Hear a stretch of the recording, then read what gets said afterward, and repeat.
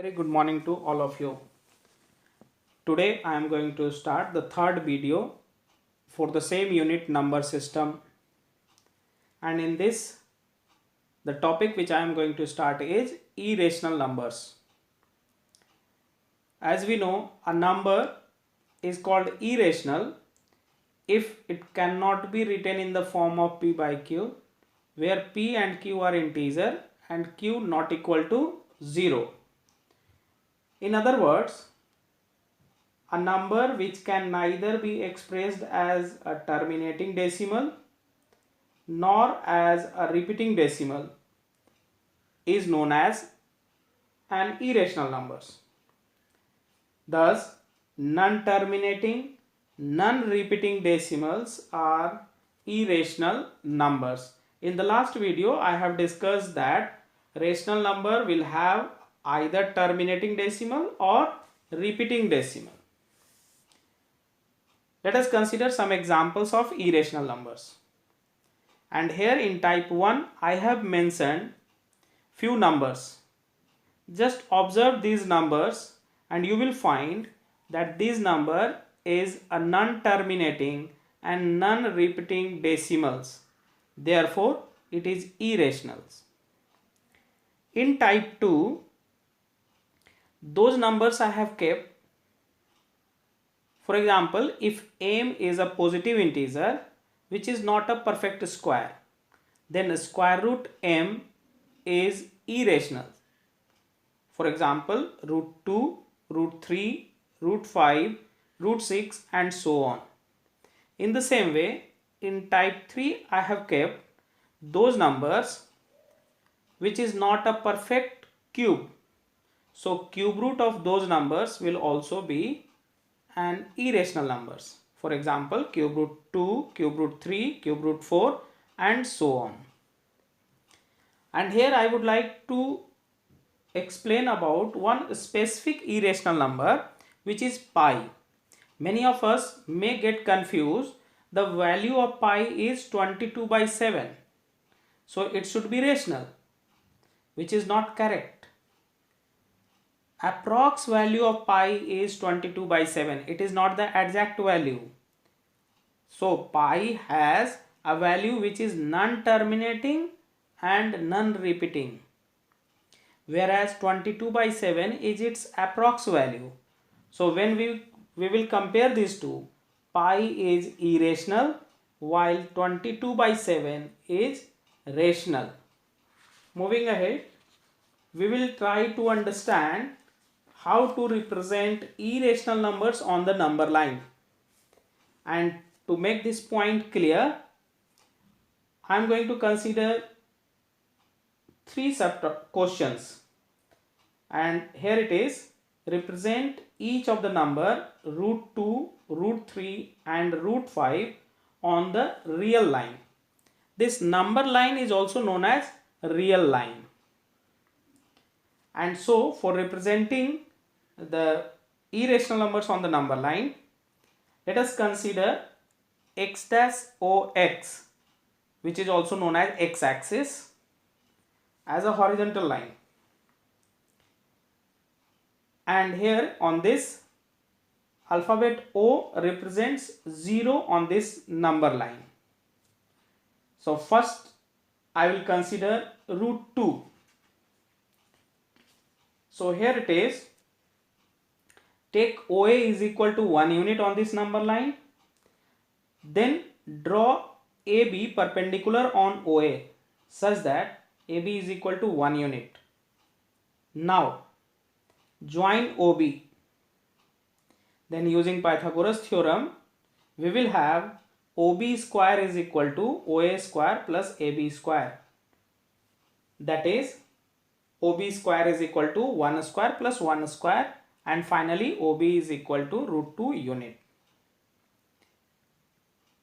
Now taking O as center and OB as radius, if you draw an arc meeting OX at P, then you will have OP is equal to OB, which is equal to root 2 units. Thus the point P on this number line represents root 2. Next we have how to represent root 3 on the number line. So just try to observe in this figure here. After representing root 2, till root 2 we have already learned. Now we are going to do the same process till root 2. Then after, you will have to construct BD of 1 unit length perpendicular to OB as it is shown here in the figure. Then again, using Pythagoras theorem, we see that OD is equal to root under root 2 whole square plus 1 square, that is root 3 unit.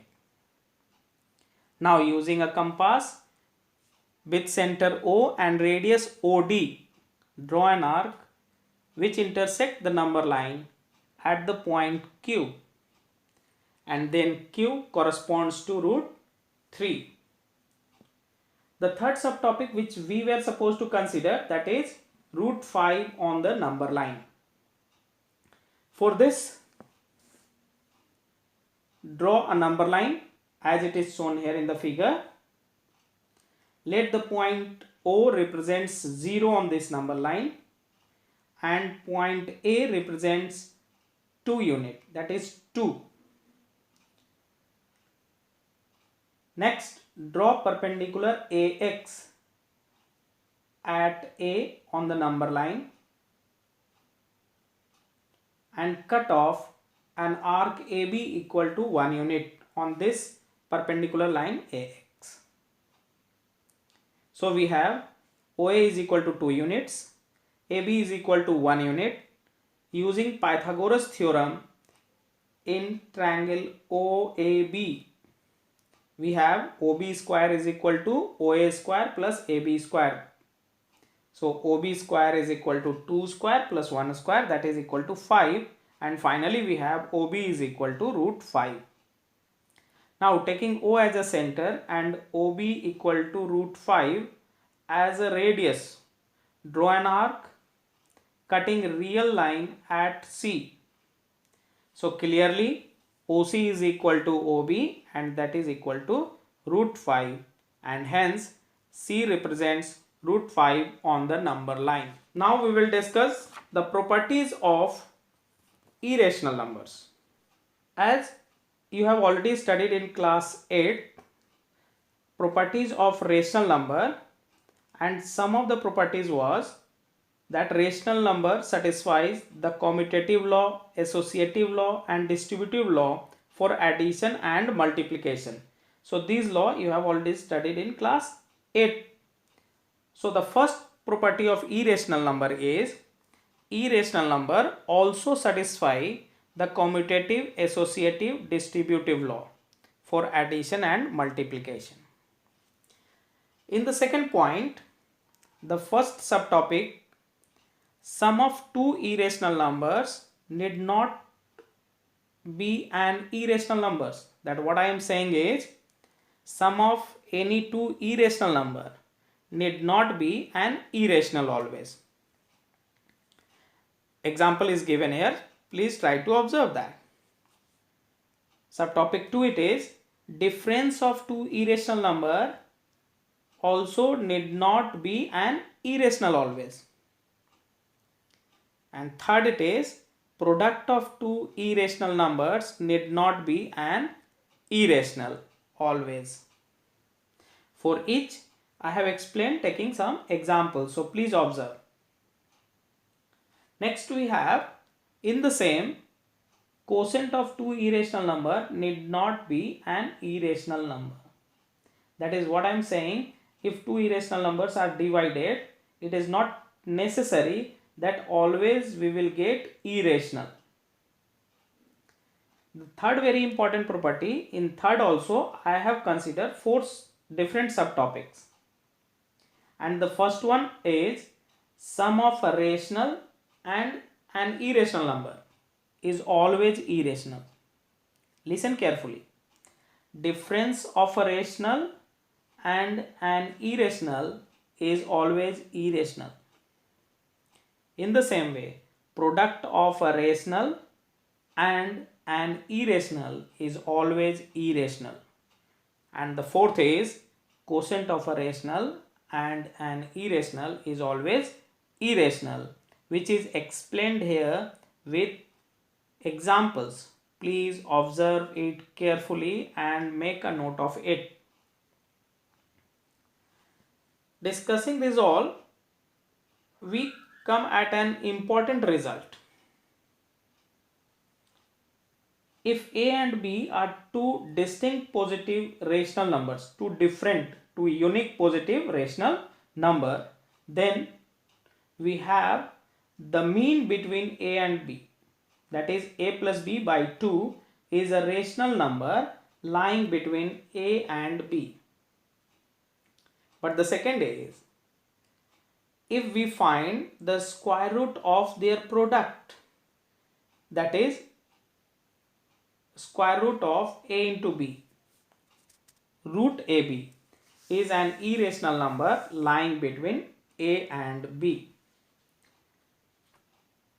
I will just explain this important result taking two different examples. The first one is, insert a rational number and an irrational numbers between 3 and 4. And here is the solution. Simple solution is there. To find a rational number between 3 and 4 is what? 3 plus 4 divided by 2, that is equal to 3.5. An irrational number between 3 and 4, as I have explained in the result, it is a square root 3 into 4, that is root under 12. Consider another example. Find two rationals and two irrational numbers between root 2 and root 3. And here we have the solution. If we are going to express root 2 in its decimal form, we will have 1.414 and so on. It is an irrational, so it will continue. Root 3 can be represented as 1.732 and so on. So between 1.414 and between 1.414 and 1.732, we need to find two rational numbers. And here I have written it as 1.5 and 1.6. And these are the two rational numbers lying between root 2 and root 3. To find two irrational numbers, we can consider the number as A equal to 1.505005, then 0005 and so on in the same pattern continuously. But we must not forget to put dot after that dot, minimum 3 dots should be put. That shows that it is continuously coming. In the same way, second we can write as 1.616, then 11 again 6, then 111 and 6 and so on. In this pattern we can just move ahead, and in this way we can find infinite many irrationals. Not only two, we can find infinite many irrational numbers. Thank you for today.